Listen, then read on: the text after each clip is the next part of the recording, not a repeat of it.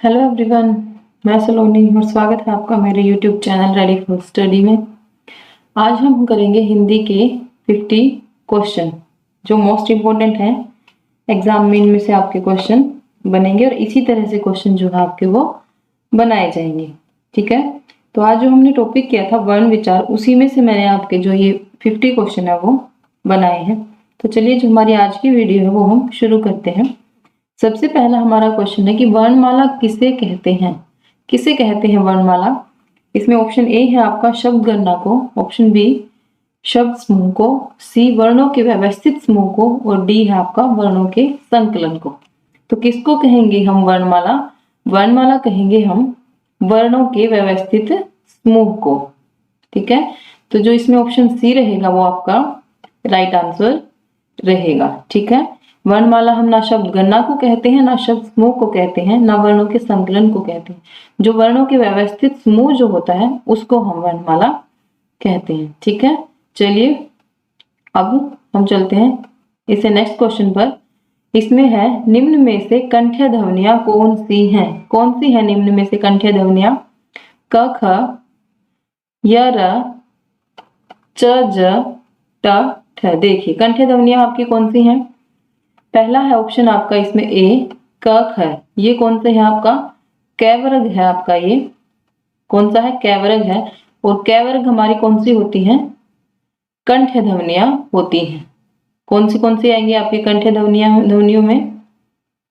ये होंगी आपकी कंठ्य ध्वनियां। ठीक है, इसके बाद ये र, ये आपके कौन से हैं? अंतस्थ व्यंजन में ये आपके आते हैं, तो ये आपकी कंठ्य ध्वनियां नहीं है। च छ ये आपके किस में आते हैं?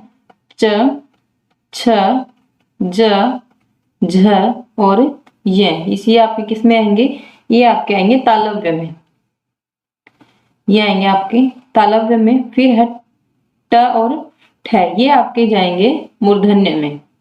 ठीक है, ये आपके किस में जाएंगे?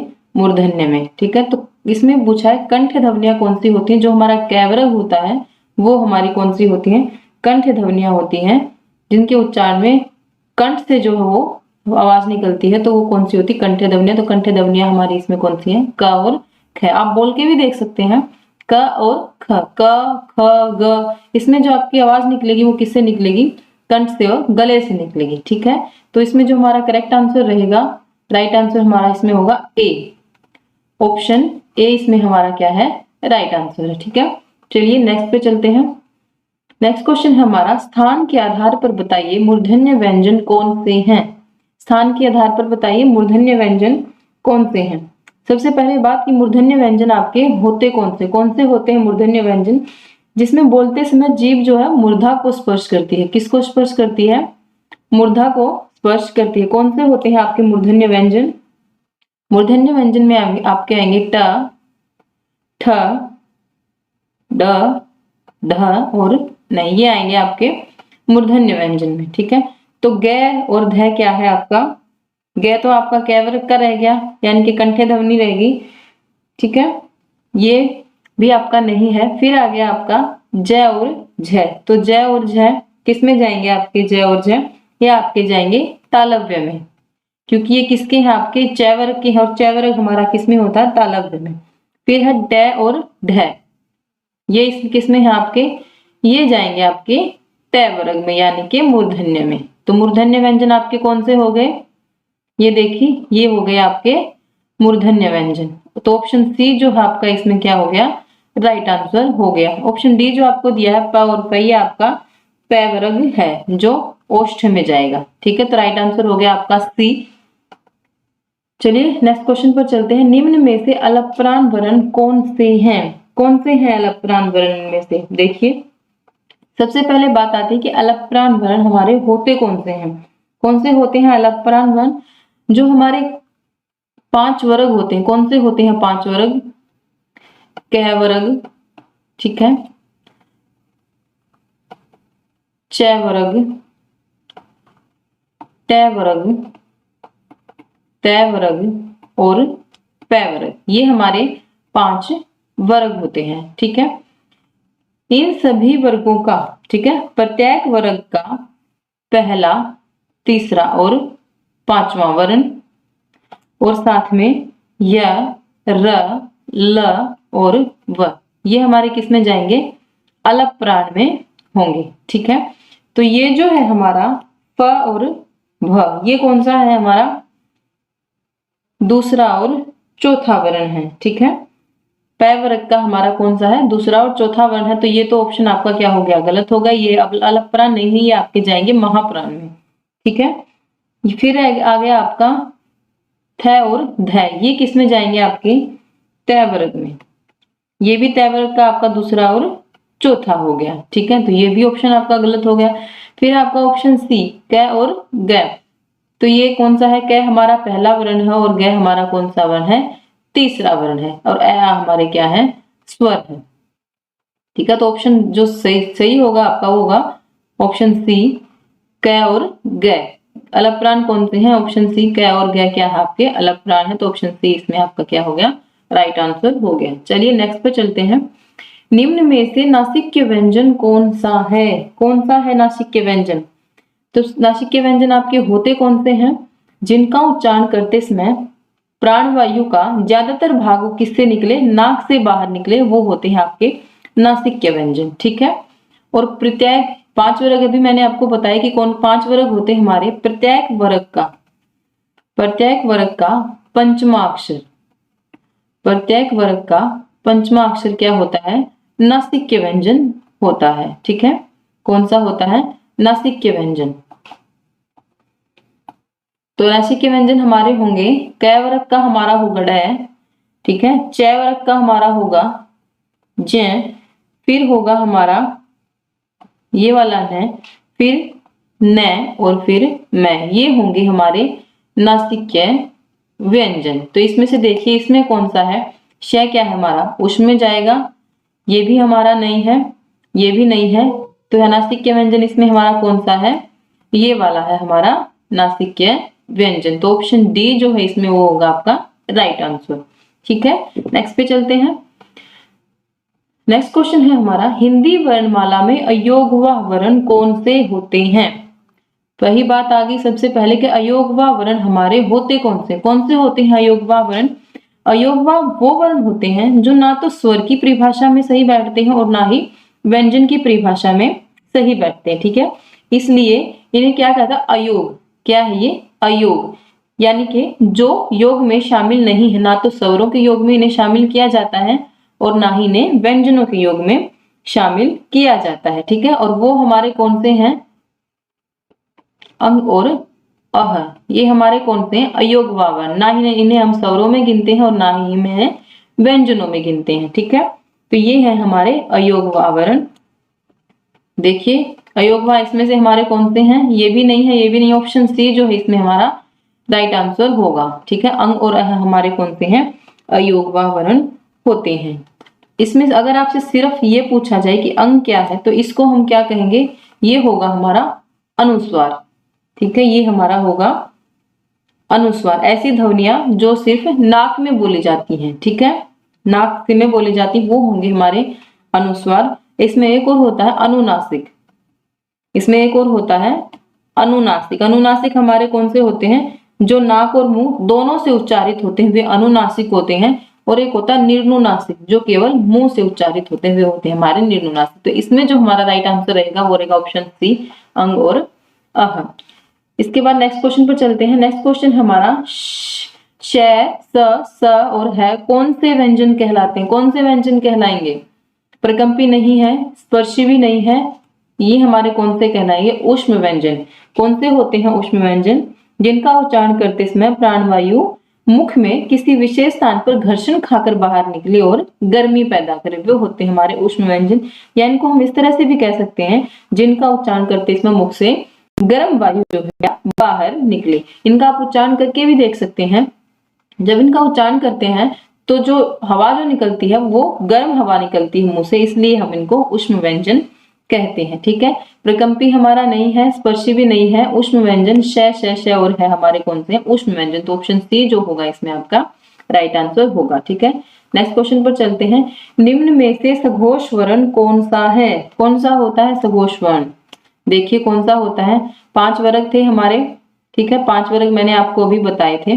तो इन 5 वर्गों में प्रत्येक वर्ग का तीसरा, चौथा, पांचवा वर्ण, ठीक है, तीसरा, चौथा, पांचवा वर्ण, और साथ में य, र, ल और व आपके कौन से होते हैं, सघोष होते हैं। इसमें हम है को भी लेते हैं, इसमें हम किसको लेते हैं, है को भी हम सघोष में शामिल करते हैं। ठीक है, तो ये देखिए जो च हमारा क्या है, च वर्ग का पहला वर्ण है, तो पहला वर्ण सघोष में नहीं आएगा।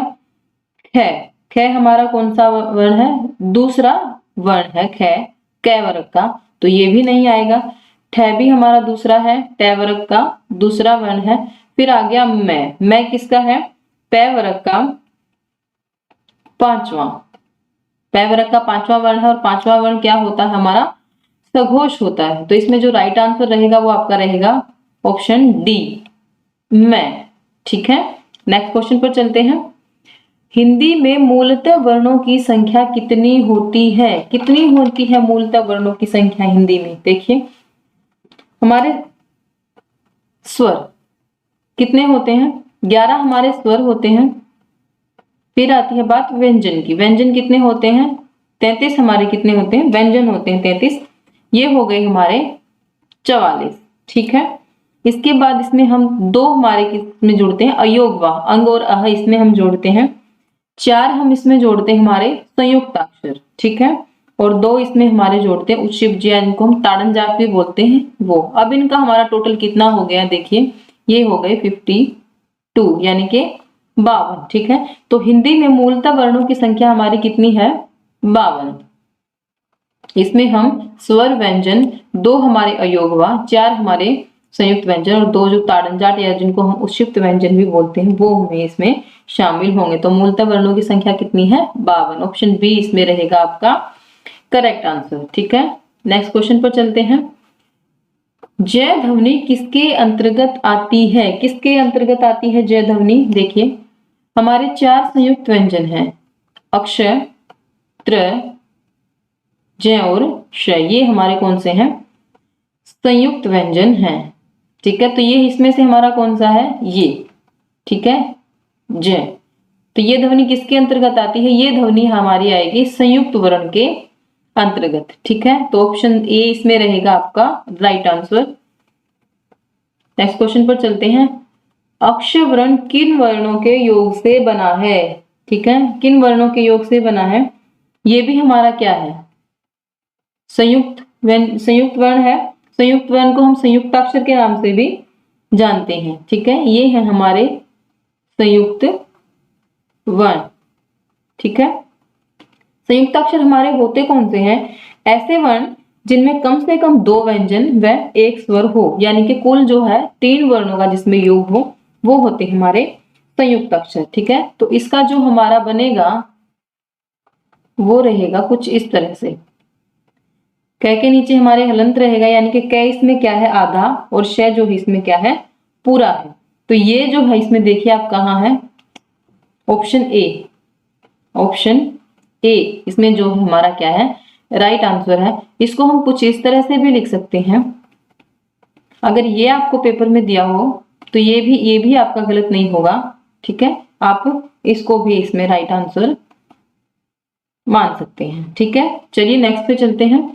फिर आता है हमारा अघोष वर्ण कौन सा है, कौन से होते हैं अघोष वर्ण, वही 5 वर्ग के हर वर्ग का पहला और दूसरा वर्ण कौन सा होता है, आपका अघोष होता है, और साथ ही श, स और स, ये हमारे होते हैं अघोष वर्ण। तो देखिए इसमें से क्या है, जय, ये हमारा च वर्ग का कौन सा है, तीसरा है, तो ये तो नहीं है हमारा सघोष है। ग हमारा क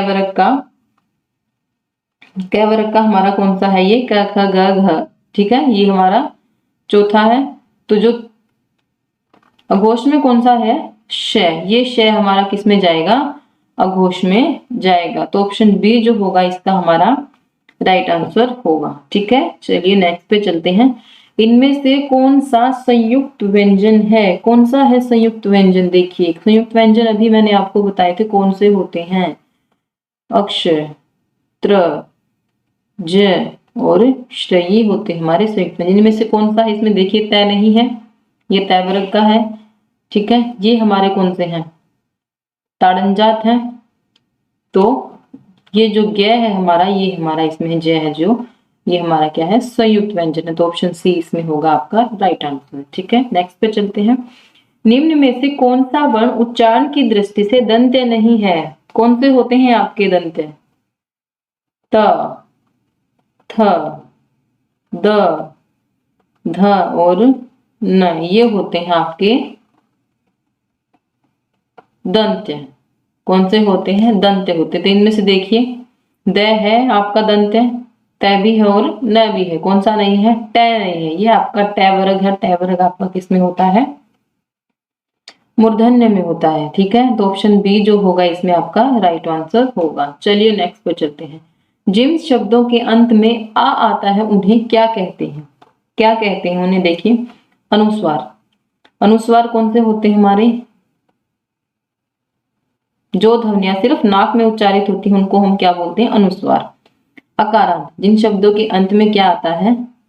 आ आता है, वो होते हैं अकारांत। जिन शब्दों के अंत में आ आता है वो होते हैं हमारे आकारांत। और अयोगवा होते हैं हमारे अंग और अह, ठीक है। तो जिन शब्दों के अंत में आ आता है वो हमारे क्या हुए? अकारांत। ऑप्शन सी इसमें होगा आपका राइट आंसर, ठीक है। चलिए नेक्स्ट पर चलते हैं। हिंदी वर्णमाला में व्यंजनों की कुल संख्या कितनी है? कितनी है व्यंजनों की कुल संख्या? कितनी पढ़ते हैं हम व्यंजनों की कुल संख्या? 33 पढ़ते हैं। इनमें हमारे कौन कौन से शामिल होते हैं? कैसे मैं तक। कैसे मैं तक हमारे कौन से होते हैं? 25 तो हमारे ये वर्ण हो गए, ठीक है। 25 तो हमारे ये व्यंजन हो गए कैसे मैं तक, यानी कि 5 वर्ग हैं हमारे, और हर वर्ग में कितने वर्ण हैं? 5 वर्ण हैं, ठीक है। तो टोटल कितने हो गए? 25 तो हमारे ये हो गए। और 25 में जो 4 हम जो लेते हैं, 4 हम लेते हैं अंतस्थ व्यंजन को। अंतस्थ व्यंजन यानी कि य, र, ल और व, और 4 इसमें होंगे हमारे ऊष्म व्यंजन, ठीक है। 4 इसमें होंगे हमारे ऊष्म व्यंजन। तो टोटल हमारे ये कितने हो गए? 33, ठीक है। तो हिंदी वर्णमाला में व्यंजनों की कुल संख्या कितनी हो गई? 33। ऑप्शन बी इसमें हो गया आपका राइट आंसर, ठीक है। चलिए नेक्स्ट पे चलते हैं। हिंदी वर्णमाला में स्वरों की कुल संख्या कितनी है? कितनी है स्वरों की कुल संख्या? देखिए,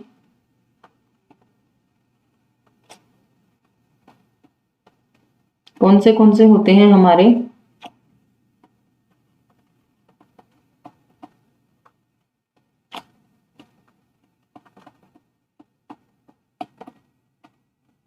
ये होते हैं हमारे स्वर। स्वर होते कौन से हैं? जो स्वतंत्र होते हैं, जो बिना किसी अन्य वर्ण की सहायता से बोले जाते हैं, उनको हम स्वर कहते हैं। और हिंदी में जो हम स्वर पढ़ते हैं वो कितने होते हैं? 11। देखिए 11 हो गए ये हमारे, ठीक है। तो कितनी होगी हमारी हिंदी वर्णमाला में स्वरों की कुल संख्या? ऑप्शन सी 11 इसमें आपका जो होगा राइट आंसर होगा, ठीक है। चलिए नेक्स्ट पर चलते हैं। निम्न में से कौन सा स्वर नहीं है? कौन सा नहीं है आपका स्वर? ए स्वर है आपका, ई भी स्वर है, उ भी स्वर है, ठीक है। ये क्या है आपका? संयुक्त अक्षर। अक्षर क्या है आपका? संयुक्त अक्षर। तो ऑप्शन डी इसमें होगा आपका राइट आंसर। कौन सा स्वर नहीं है? तो अक्षर आपका स्वर नहीं है, ठीक है। निम्न में से कौन सा ट वर्ग नहीं है? ट वर्ग कौन से होते हैं आपके? ट, ठ, ड, ढ और नहीं, ये होते हैं आपके। तो इसमें आपका ठ भी है, ढ भी है और न भी है। तो ऑप्शन डी इसमें आपका क्या है? ये ध, ये इसमें आपका जाएगा तय वर्ग में, ठीक है। तय वर्ग में जाएगा आपका ये। तो ऑप्शन डी जो है इसमें आपका राइट आंसर होगा, ठीक है। नेक्स्ट पे चलते हैं। निम्न में से अयोगवा है? कौन सा है इसमें से अयोगवा? महाप्राण अयोगवा नहीं होता। अयोगवा हमारे पहले तो होते कौन से हैं? अंग और अह हमारे कौन से होते हैं? अयोगवा होते हैं। अयोगवा होते कौन से? मैंने अभी आपको बताया था, वो जो ना स्वरों की परिभाषा में सही बैठते हैं ना ही व्यंजनों की परिभाषा में सही बैठते हैं, तो उनको हम अयोगवा में लेते हैं। तो अंग और अह हमारे कौन से हैं? अयोगवा हैं, ठीक है। तो महाप्राण भी नहीं है, संयुक्त व्यंजन भी नहीं है, अलग प्राण भी नहीं है, विसर्ग ये हमारा किस में है? विसर्ग में। तो अयोगवा निम्न में से कौन सा है? विसर्ग। तो ऑप्शन सी जो आपका इसमें क्या आएगा, करेक्ट आंसर या राइट आंसर रहेगा। ठीक है, चलिए नेक्स्ट पे चलते हैं। छह ध्वनि का उच्चारण स्थान है, कौन सा है छह ध्वनि का उच्चारण स्थान? देखिए कैवरग हमारा कंठे में जाता है, फिर उसके बाद आता है हमारा च, छ, ज, झ और ये हमारा हो गया क्या, चय वर्ग। ठीक है, और चैज्र वर्ग जो होता है वो किसमें होता है? तालव्य में होता है। कैवर्ग हमारा कंठे में होता है, चय वर्ग तालव्य में होता है, तय वर्ग जो है मूर्धन्य में जाता है। उसके बाद हमारा आता है तय वर्ग और पै वर्ग, तय वर्ग और पै वर्ग। तय हमारा दंत्य में और पै हमारा ओष्ठ में। तो जो तालव्य में जाएगा वो कौन सा होगा? छह का उसने उच्चारण स्थान पूछा छह ध्वनि का, तो छह ध्वनि का उच्चारण स्थान कौन सा होगा आपका? तालव्य। ठीक है, तो ऑप्शन बी इसमें होगा आपका राइट आंसर। ठीक है, नेक्स्ट देखिए, निम्न में से कौन सा संयुक्त व्यंजन है? कौन सा है संयुक्त व्यंजन? अभी बताए थे हमने, मैंने आपको थोड़ी देर पहले, ये हमारे कौन से हैं? संयुक्त व्यंजन होते हैं। तो इनमें से संयुक्त व्यंजन ये भी हमारा संयुक्त व्यंजन है, ये भी। तो इसमें जो राइट आंसर होगा वो उपरोक्त सभी, ऑप्शन डी इसमें होगा आपका राइट आंसर। ठीक है, नेक्स्ट देखिए, निम्न में से कौन सा मिश्रित व्यंजन है? देखिए संयुक्त व्यंजन तो हमारे ये चार हो गए। ठीक है, ये हमारे कौन से हो गए? संयुक्त व्यंजन हो गए। लेकिन अगर आपसे प्रश्न में ये पूछे कि मिश्रित व्यंजन कौन सा है, तो मिश्रित व्यंजन आपका सिर्फ एक ही है और वो है ये श्रृंगार वाला। ठीक है, श्रृंगार वाला श्रेय, ये आपका क्या है? मिश्रित व्यंजन है। ठीक है, तो इसमें ऑप्शन सी ये है आपका मिश्रित व्यंजन, ऑप्शन सी इसमें होगा आपका राइट आंसर। ठीक है, चलिए नेक्स्ट देखते हैं। य र ल व किस वर्ग के व्यंजन हैं? किस वर्ग के व्यंजन है य र ल व? उष्म नहीं है, ओष्ठ भी नहीं है, तालव्य भी नहीं है, कौन से भी नहीं है इनमें से? तो कौन से हैं? य र ल और व हमारे किस वर्ग के अंतर्गत आते हैं? अंतस्थ व्यंजन जिनको हम बोलते हैं वो है हमारे य र ल। उष्म हमारे ये, उष्म में हमारे ये होंगे। ठीक है, ओष्ठ में हमारे कौन से होंगे? प फ, और तालव्य में हमारे होंगे च छ, च वर्ग और पै वर्ग इसी हमारे जाएंगे इसमें। तो अंतस्थ व्यंजन हमारे कौन से होंगे? ऑप्शन बी य र ल व। ठीक है, तो इसमें आपका ऑप्शन बी जो होगा वो राइट आंसर होगा। ठीक है, नेक्स्ट देखते हैं। अनुनासिक का संबंध किससे होता है? अनुनासिक का संबंध होता है किससे होता है? केवल नाक से, केवल मुंह से, नाक व मुंह दोनों से, या इनमें से कोई नहीं? कौन सा होगा? देखिए कौन सा होगा? जो केवल नाक से होते हैं वो कौन से होते हैं? हमारे अनुस्वार। कौन से होते हैं हमारे? वो अनुस्वार होते हैं। ठीक है, और जो केवल मुंह से होते हैं उनको हम क्या बोलते हैं? निर्नुनासिक। क्या बोलते हैं उनको? निर्नुनासिक। और जो नाक व मुंह दोनों से होते हैं उनको हम क्या बोलते हैं? अनुनासिक। क्या बोलते हैं? अनुनासिक। तो अनुनासिक का संबंध किससे हुआ? किससे हुआ अनुनासिक का संबंध? ऑप्शन सी नाक व मुंह दोनों से। ठीक है, केवल नाक से अनुस्वार, अनुस्वार, केवल मुंह से निर्नुनासिक। ठीक है, और नाक व मुंह दोनों से हमारा क्या होगा? अनुनासिक। तो ऑप्शन सी इसमें होगा आपका राइट आंसर। ठीक है, नेक्स्ट देखते हैं। लुंठित व्यंजन है, कौन सा है आपका इसमें लुंठित व्यंजन? देखिए लय इसमें आपका क्या है? पार्श्विक है। पै और फै क्या है आपकी? पै वर्ग में आते हैं। ठीक है, ओष्ठ ध्वनियां जिनको हम बोलते हैं। तो रे हमारा रह गया। रे इसमें क्या है? रे सबसे पहले तो लुंठित व्यंजन हमारे होते कौन से हैं? इसके उच्चारण में जीभ जो है तालु से लुढ़क कर स्पर्श करती है। आप बोल के देखिए र। ठीक है, जो जीभ है वो तालु से क्या करती है? लुढ़क कर स्पर्श करती है। इसे इसलिए हम इसे क्या बोलते हैं? लुंठित व्यंजन बोलते हैं। तो लुंठित व्यंजन जो है इसमें हमारा र, ऑप्शन ए इसमें रहेगा आपका राइट आंसर। ठीक है, नेक्स्ट देखते हैं। भाषा की सबसे छोटी मौखिक इकाई, भाषा की सबसे छोटी मौखिक इकाई। देखिए भाषा की सबसे छोटी लिखित इकाई कौन सी होती है? अगर आपसे लिखित पूछा जाए तो भाषा की सबसे छोटी लिखित इकाई होगी आपकी वर्ण। ठीक है, या वह छोटी से छोटी ध्वनि जिसके हम टुकड़े नहीं कर सकते, वो होगी आपकी वर्ण। और भाषा की सबसे छोटी अगर मौखिक इकाई आपसे पूछी जाए तो वो होगी आपकी ध्वनि। ठीक है, वो होगी आपकी ध्वनि। तो ऑप्शन बी इसमें होगा आपका राइट आंसर। ठीक है, चलिए नेक्स्ट देखते हैं। भाषा की सबसे छोटी लिखित इकाई, अभी आ गया ये भाषा की सबसे छोटी लिखित इकाई। तो लिखित इकाई, मौखिक इकाई अगर पूछा जाए तो ध्वनि, अगर सबसे छोटी लिखित इकाई अगर पूछा जाए आपसे तो वो होगा आपका वर्ण। ऑप्शन सी होगा इसमें आपका राइट आंसर। ठीक है, नेक्स्ट देखते हैं। स्वतंत्र रूप से बोले जाने वाले वर्ण क्या कहलाते हैं? क्या कहलाते हैं स्वतंत्र रूप से बोले जाने वाले वर्ण? संयुक्त वर्ण, व्यंजन क्यों होते हैं? स्वतंत्र, ये स्वतंत्र नहीं होते हैं, इनको बोलने में क्या लेनी पड़ती है? स्वरों की सहायता लेनी पड़ती है। ठीक है, तो व्यंजन हमारा नहीं होगा। स्वर, स्वतंत्र रूप से बोले जाने वाले वर्ण क्या कहलाते हैं? हमारे स्वर कहलाते हैं। ठीक है, या स्वर हम की परिभाषा एक और है कि जिनके उच्चारण में अन्य किसी वर्ण की सहायता नहीं लेनी पड़ती, वो कौन से होते हैं? हमारे स्वर।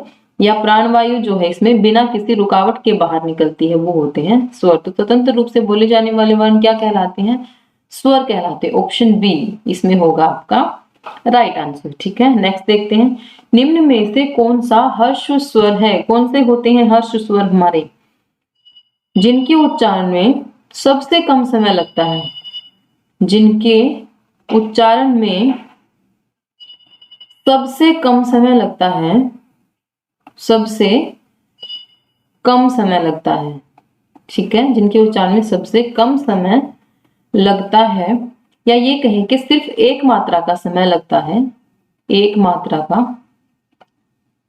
समय लगता है, वो होते हैं हमारे हर्ष स्वर। ठीक है, और हर्ष स्वर हमारे होते कौन कौन से हैं?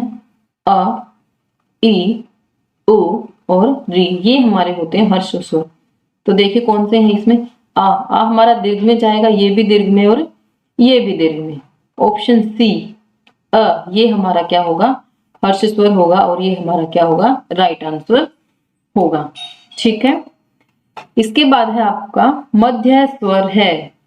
मध्य स्वर कौन से होते हैं? कौन से होते हैं? ये हमारे जीभ के प्रयोग के आधार पर या जीभ की क्रियाशीलता के आधार पर स्वरों को हमने बांटा हुआ है। ठीक है, जीभ की क्रियाशीलता के आधार पर, जीभ की क्रियाशीलता के आधार पर, क्रियाशीलता के आधार पर हमने कितने भागों में बांटा स्वरों को? 3। पहला इसमें आता है आपका, पहला इसमें आएगा अग्रस्वर। अग्रस्वर कौन से होते हैं? जिनके उच्चारण में जीभ का आगे का भाग क्रियाशील रहता है, वो होता है आपका अग्रस्वर। फिर होता है आपका मध्य स्वर। मध्य स्वर कौन सा? जिसके उच्चारण में जीभ का जो है बीच का भाग या मध्य का भाग क्रियाशील ज्यादा रहता है, वो होता है आपका मध्य स्वर। फिर होता है आपका पश्च स्वर, जिसमें पीछे का भाग जीभ का क्या रहता है? क्रियाशील रहता है। ये 3 होते हैं जीभ की क्रियाशीलता के आधार पर। जो मध्य स्वर है हमारा, वो कौन सा होता है? सिर्फ एक ही होता है मध्य स्वर, वो होता है आपका अ। ठीक है, इसको जब उच्चारण हम करते हैं तो जीभ का जो है बीच का भाग ज्यादा क्रियाशील रहता है। ठीक है, तो इसमें आपका जो राइट आंसर रहेगा वो रहेगा ऑप्शन बी। ऑप्शन बी इसमें रहेगा आपका राइट आंसर। ठीक है, नेक्स्ट है हमारा निम्नुनासिक का संबंध किससे है? केवल नाक से, केवल मुंह से, नाक व मुंह दोनों से? तो नाक व मुंह दोनों से कौन से थे? अनुनासिक। केवल नाक से अनुस्वार, और केवल मुंह से हमारे कौन से थे? निर्नुनासिक। कौन से थे? निर्नुनासिक। ठीक है, तो ऑप्शन बी इसमें होगा आपका राइट आंसर, केवल मुंह से। चलिए नेक्स्ट देखते हैं। स्वरों की सहायता से बोले जाने वाले वर्ण क्या कहलाते हैं? क्या कहलाएंगे? ऑप्शन सी व्यंजन। जो स्वरों की सहायता से बोले जाते हैं वे होते हैं व्यंजन। ऑप्शन सी इसमें आपका राइट आंसर रहेगा। नेक्स्ट देखते हैं। निम्न में से उत्क्षिप्त व्यंजन कौन से हैं? यर लव, ये हमारे क्या और किस में जाएंगे? अंतस्थ में। ये हमारे क्या हो गए? अयोगवा। ठीक है, ड और ढ ये होंगे हमारे उत्क्षिप्त व्यंजन, या जिन्हें हम ताड़न जात भी बोलते हैं। इनको क्या बोलते हैं? ताड़न जात भी बोलते हैं। अगर हम इनको कुछ इस तरह से लिखें तो ये तो बन जाएंगे हमारे तय वर्ग के वर्ण। लेकिन जब इनके नीचे ये बिंदी लगा दी जाए तो ये क्या बन जाएंगे, हमारे उच्छयुक्त या ताड़नजात। ठीक है, तो इसमें जो आपका राइट आंसर रहेगा ऑप्शन सी। ठीक है, नेक्स्ट क्वेश्चन पे चलते हैं। पार्श्विक व्यंजन है, कौन से होते हैं पार्श्विक व्यंजन? आर हमने अभी, रे हमने अभी पढ़ा था, कौन सा है, लुंठित। ठीक है, यह हमारा किसमें है, अंतस्थ में। ल, देखिए पार्श्विक व्यंजन सबसे पहले तो होते कौन से होते हैं पार्श्विक व्यंजन? जिनके उच्चारण में हवा जीभ के पार्श्व यानी कि बगल से निकल जाए। पार्श्व, पार्श्व का अर्थ आपका क्या होता है, बगल। जिनके उच्चारण में जो हवा है वो किससे निकल जाए, बगल से निकल जाए, उनको हम पार्श्विक व्यंजन बोलते हैं। और इसका जो राइट आंसर है वो आपका ल। उच्चारण करके देखिए आप। ठीक है, पार्श्विक व्यंजन हमारा इसमें कौन सा है, ल। ठीक है, नेक्स्ट पर चलते हैं। स्पर्शी व्यंजन कितने होते हैं, कौन से होते हैं स्पर्शी व्यंजन? पहले तो स्पर्शी व्यंजन होते कौन से हैं? वह वर्ण जिनका उच्चारण करते समय जीभ किसी न किसी भाग को स्पर्श करती है। ठीक है, वो होते हैं हमारे स्पर्शी व्यंजन। और स्पर्शी व्यंजन जो हमारे होते हैं वो होते हैं कैसे, मैतक। कैसे, मैतक हमारे कितने होते हैं, 5 वर्ग होते हैं और हर वर्ग में 5 वर्ण होते हैं। तो ये हमारे कितने हो गए, 25। ठीक है, 25 वर्ण हो गए। तो स्पर्शी व्यंजन हमारे कितने हो गए, कैसे मैतक। कैसे मैतक हमारे कितने हो गए, 25। तो ऑप्शन सी होगा इसमें आपका राइट आंसर। ठीक है, नेक्स्ट देखिए। निम्न में से अर्ध स्वर है, कौन सा है अर्ध स्वर? देखिए ये हमारा है ऊष्म, अ और आ हमारे हैं स्वर, और यह और वह हमारे इसमें अर्ध स्वर। अर्ध स्वर कौन से होते हैं? जिनके उच्चारण में स्वरों से तो ज्यादा समय लगता है। क्या लगता है, स्वरों से ज्यादा समय और व्यंजनों से कम। और व्यंजनों से क्या लगता है, कम समय लगता है। इसलिए हम इसको क्या बोलते हैं, अर्ध स्वर में इनको लेते हैं। और अर्ध स्वर हमारे कौन से हैं, यह और वह हमारे कौन से हैं, अर्ध स्वर हैं। ठीक है, तो ऑप्शन बी इसमें होगा आपका राइट आंसर। नेक्स्ट देखते हैं। निम्न में से नासिक्य व्यंजन कौन सा है, कौन सा है नासिक्य व्यंजन, कौन सा है बताइए। देखिए प्रत्येक वर्ग का पंचमाक्षर नासिक्य होता है, ये तो आपको पता है।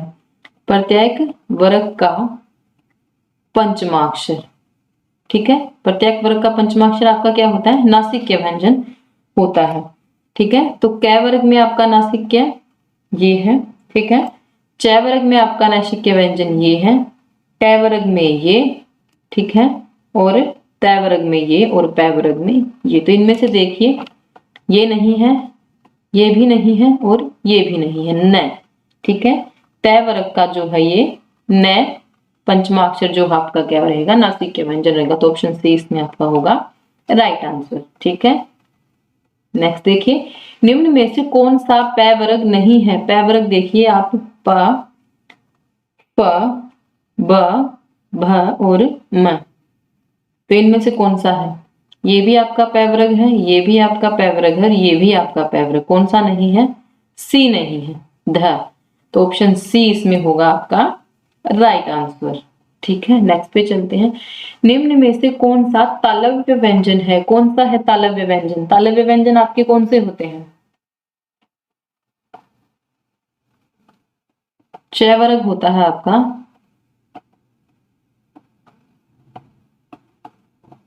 तालव्य व्यंजन। तो कौन सा है इसमें आपका तालव्य व्यंजन, देखिए कौन सा है।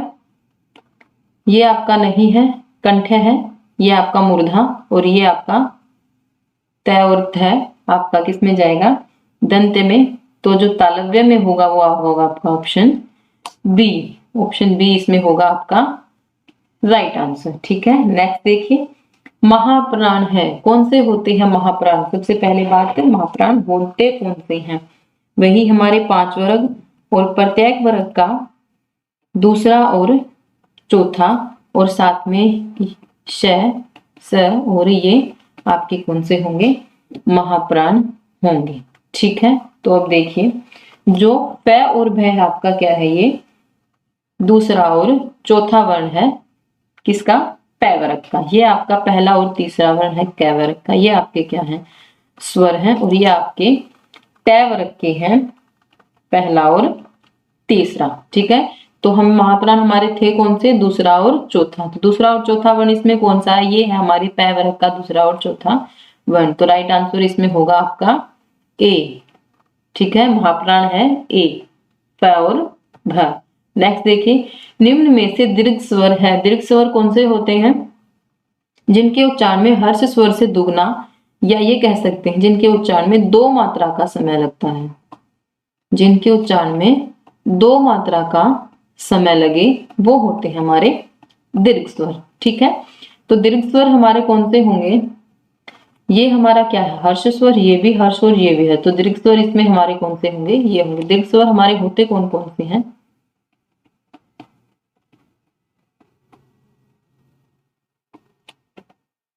ये होते हैं हमारे दीर्घ स्वर।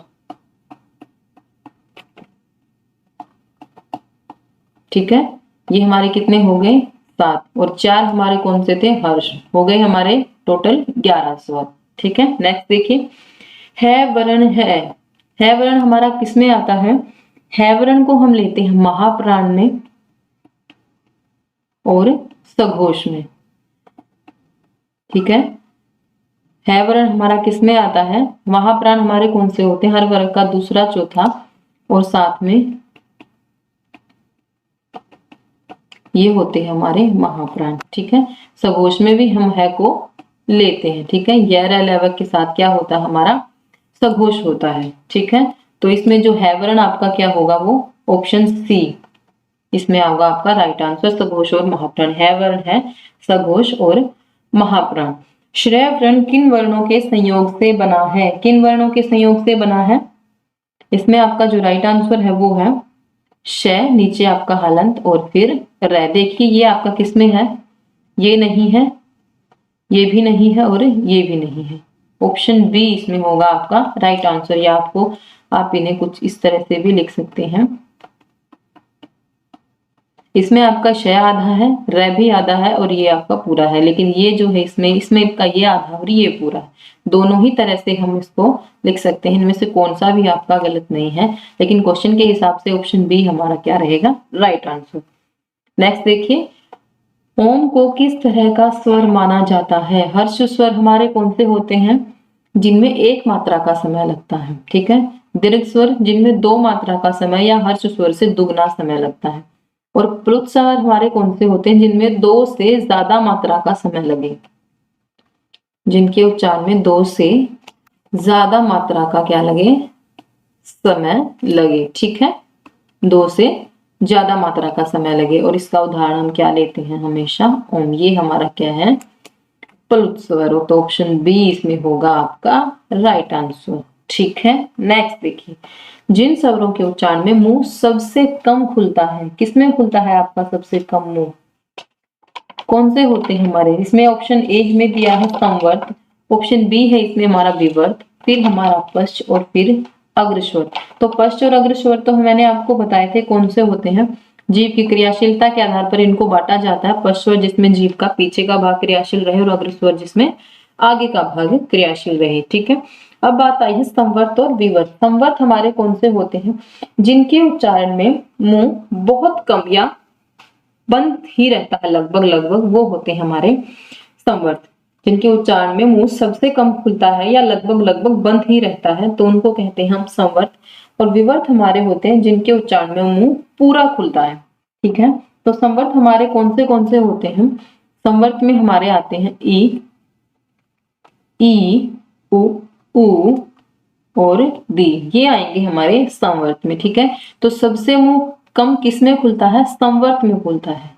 विवर्त में हमारा पूरा मुंह खुलता है। ठीक है, ये हमारी क्रियाशीलता के आधार पर है, तो ऑप्शन ए इसमें होगा आपका वो राइट आंसर रहेगा। जिन स्वरों के उच्चारण में मुंह सबसे कम खुलता है वो होता है आपका संवर्त। ठीक है, नेक्स्ट क्वेश्चन है आपका, री को क्या कहेंगे। री क्या है आपका, अभी मैंने आपको बताया था री, वैसे तो क्या करते हैं री को हम, तत्सम ध्वनि है री, क्या है, तत्सम ध्वनि है री। लेकिन हमारी हिंदी में क्या किया गया, तत्सम ध्वनियों को भी स्थान दिया गया है, इसलिए हम री को हम क्या करते हैं, स्वरों में गिनते हैं। ठीक है, किसमें गिनते हैं, स्वरों में गिनते हैं।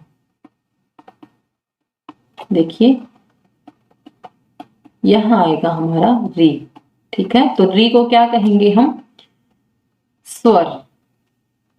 ठीक है, ऑप्शन ए इसमें होगा आपका राइट आंसर। नेक्स्ट देखिए, स्वर तंत्रियों में कंपन के आधार पर हिंदी वर्णमाला में व्यंजनों के दो वर्ग बनते हैं। कौन से बनते हैं व्यंजनों के दो वर्ग, जो अलप प्राण और महाप्राण है, ये आपके किससे बनते हैं, अगर प्राणवायु के आधार पर आपसे पूछा जाए, अगर प्राणवायु के आधार पर आपसे पूछा जाए तो वो होंगे आपके अलप प्राण और महाप्राण। ठीक है, लेकिन अगर कंपन के आधार पर आपसे पूछा जाए तो वो होंगे आपके सघोष और अघोष। ठीक है, कंपन के आधार पर कौन से होंगे, सघोष और अघोष, दो भागों में हम बांटते हैं।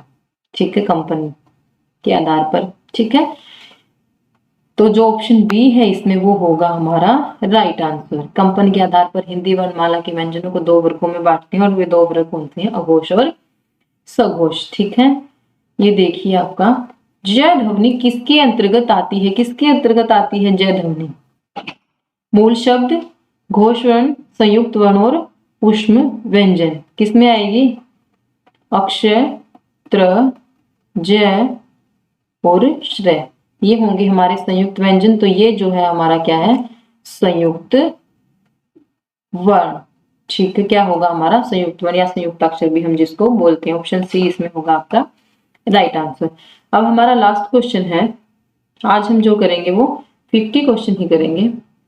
पद की परिभाषा क्या है, क्या है पद की परिभाषा। सबसे पहले ऑप्शन ए है इसमें आपका, पद शब्द के प्रारंभ में लगते हैं, पद उपसर्ग होते हैं, वाक्य में प्रयुक्त शब्द पद कहलाते हैं या विदेशी शब्द पद कहलाते हैं। देखिए इसमें एक एग्जाम्पल देखिए, जैसे राम गया है। ठीक है, ये हमारा क्या हो गया, एक वाक्य हो गया। ठीक है, और ये अगर हम इसको अलग से लिखे राम, तो ये क्या हो गया हमारा, एक शब्द हो गया। अगर ये अलग से लिखा जाए, अगर इसको अकेला लिखा जाए और अलग से लिखा जाए तो क्या कहेंगे, हम इसको शब्द कहेंगे। ठीक है, लेकिन जब हम इस शब्द को वाक्य में प्रयोग कर देते हैं तो ये हमारा क्या बन गया, पद बन गया। क्या बन गया, पद बन गया। इसमें एक ये पद है, एक ये पद है और ये एक पद है, ये क्या हो गए, हमारे पद हो गए। तो वाक्य में प्रयुक्त जब तक ये अकेला है तो ये क्या है, शब्द। ठीक है, शब्द क्या होते हैं, स्वतंत्र होते हैं अपने आप में, क्या होते हैं, स्वतंत्र होते हैं। लेकिन जब इन शब्द का हम वाक्य में प्रयोग कर देते हैं तो ये हमारे क्या बन जाते हैं, पद बन जाते हैं। तो वाक्य में प्रयुक्त शब्द, ये शब्द था, वाक्य में प्रयोग किया गया तो ये क्या बन गया, पद हो गया। वाक्य में प्रयुक्त शब्द पद कहलाते हैं। तो ऑप्शन सी जो है हमारा इसमें वो रहेगा हमारा राइट आंसर। ठीक है, ऑप्शन सी हमारा इसमें रहेगा राइट आंसर। पद की परिभाषा क्या है, वाक्य में प्रयुक्त शब्द क्या कहलाते हैं, पद कहलाते हैं। ठीक है, तो ये थे हमारे आज के 50 क्वेश्चन। उम्मीद है आपको ये वीडियो अच्छी लगी होगी।